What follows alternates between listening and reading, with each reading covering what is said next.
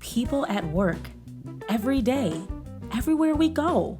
There are people working in many different jobs, filling a variety of roles in life and society. As Christians, we may rightly wonder what these jobs and roles have to do with faith. Does our daily work have much, if anything, to do with serving God? And if it does, what's the connection? Does my work matter to God? How can I serve God as a truck driver? How can I serve God as a teacher? Does my work have value? Is it just about a paycheck? What do I have to offer now that I'm retired? Does what I do count? Although these are essential questions, often they are not very clearly addressed in the church.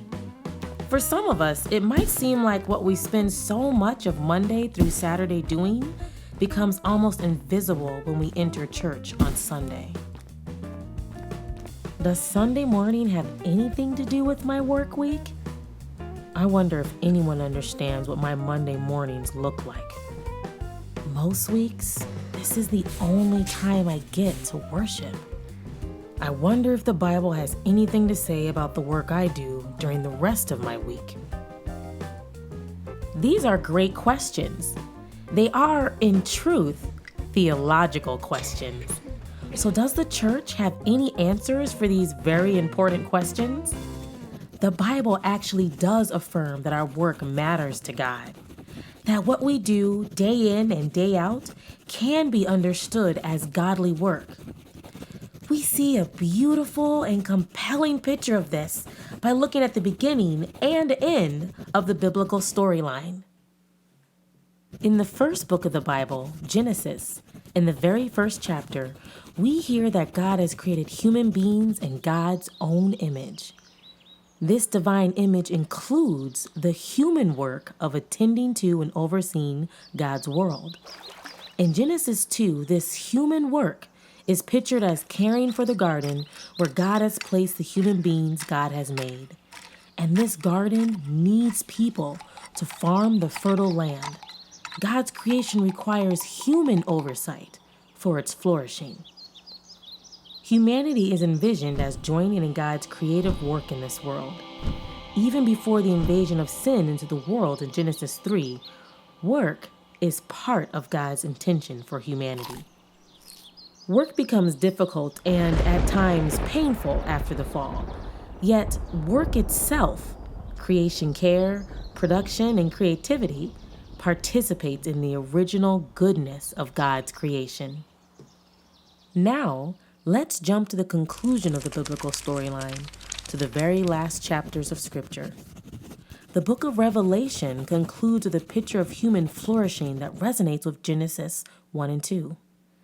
The New Jerusalem envisioned in Revelation 21 through 22 is a place where humanity thrives as God dwells with them.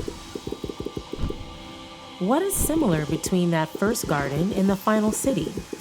Like the first garden, a river runs through the holy city, and the tree of life also reappears. The differences between Eden and the New Jerusalem are also important. Revelation affirms no longer will there be any curse. This language points back to the curse from Genesis 3.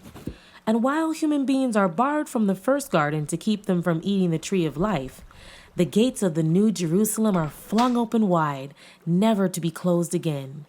Life and light will pervade in that new place. Yet, that new reality is not called Eden or a garden. It is called the New Jerusalem and the Holy City. Understanding this difference is vital and helps us hear why our work matters to God. Humanity has changed its address from the beginning to the end of the story. In that final day, their address is no longer a garden, but a city. And this change of address is important theologically. For what happens when humans faithfully work the primitive landscape of a garden throughout history? The complexity of the city is a natural outcome.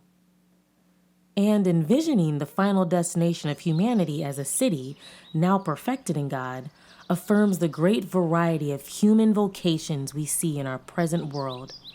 If this theological picture shows that work is important for the final state of humanity, then our work here and now contributes to God's purposes.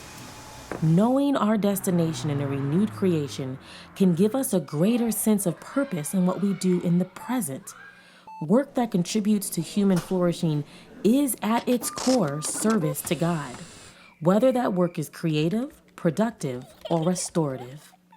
There is no great divide between sacred work and secular work. The promise of God's renewal of the entire creation means that all work can be sacred because work of all kinds will have a lasting impact. So here's what we've seen from a biblical perspective.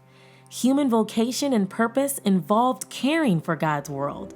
Human flourishing is envisioned across Scripture from primordial garden to perfected city.